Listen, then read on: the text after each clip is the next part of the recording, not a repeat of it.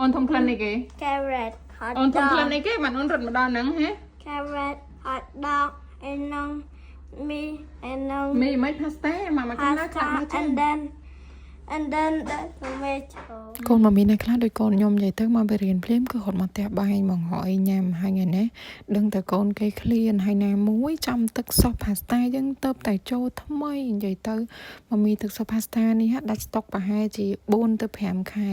និយាយទៅលើតំចូលថ្មីហើយងាយខ្លាំងមែនតែនខ្ញុំចូលចិត្តទឹកសុបនេះណាដោយសារទឹកសុបនេះយើងបាច់ផ្សំគ្រឿងច្រើនវាល្មមវាឈ្ងុយវាឆ្ងាញ់ក្នុងដបតែមួយតែម្ដងអញ្ចឹងចាំការទៀតមានតែធ្វើផាស្តាឲ្យកូននឹងឯងមនុស្សបែបផាស្តានេះយើងអាចធ្វើជាអាហារសម្រន់ក៏បានអាហារចម្បងក៏បានដោយសារនៅក្នុងនោះវាមានកាបូនហៃដ្រេតដែលធ្វើឲ្យអូនឆ្អែតដូចទៅនឹងបាយអង្គយើងអញ្ចឹង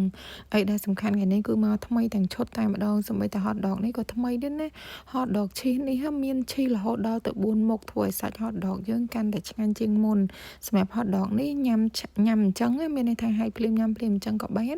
យកមកចម្អិនក៏បានអ្នកមើលសាច់ឈីសគេខាងក្នុងយកទៅឡើងច្រើនហ្មងចំណែក pasta និង spaghetti ក៏វាមានផលប្រយោជន៍របស់វាដែរមកមានទាំងអស់គ្នាដែលនៅក្នុងហ្នឹងគឺវា cholesterol ទាប sodium ទាបមិនធ្វើឲ្យយើងធាត់ល្អសម្រាប់សុខភាពបេះដូងផ្ដល់ carbohydrate ដល់រាងកាយសម្បូរ protein 8ក្រាមមាន protein រហូតដល់ទៅ 16% pasta មួយខាប់ផ្ទុកជាតិដែក 10% វីតាមីន B6 5% និង magnesium 5%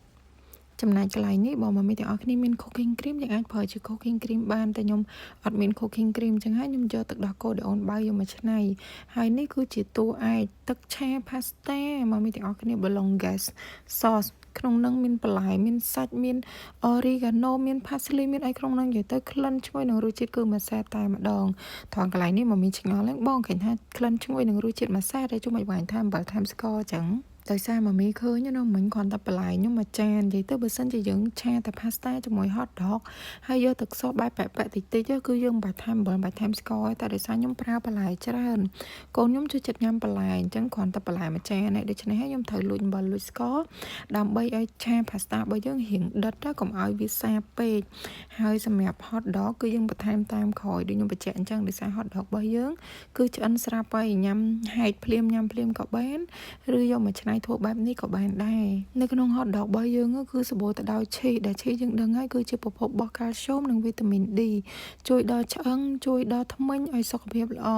ហើយ hot dog របស់យើងជាប្រភេទ hot dog ធ្វើចេញពីសាច់ត្រីអញ្ចឹងវាសម្បូរ omega 3និង DHA ជួយដល់ខួរក្បាលផងដែរមនុស្សមួយចាននេះក៏ដួសដាក់ចានហើយនិយាយទៅក្លិនឡើងភាយពេញតែសម្បីតែមួយយាយក៏គាត់និយាយដែរគាត់ថាធ្វើអីគេឈ្ងុយម៉េះហើយបើកូនខ្ញុំមកពីរៀនគឺគេធំក្លិនគេរត់ទៅផ្ទះបាយគេទៅយកចំណែករបស់គេនឹងតែម្ដងអញ្ចឹងមកមានទាំងអស់គ្នាកុំភ្លេចសារមនុស្សមួយនេះខ្ញុំហ៊ានធានាថាឆ្ងាញ់តែម្ដង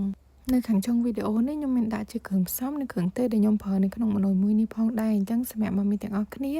ដែលត្រូវការគ្រឿងទេសអាហារូបត្ថម្ភសម្រាប់ផ្សេងសម្រាប់អូនតូចចាប់ពី6ខែឡើងទៅដល់កូនធំអាចតាក់ទងមកកូនដំរីបានមានទាំងលក់ដុំនិងលក់រាយអរគុណសម្រាប់ការទស្សនា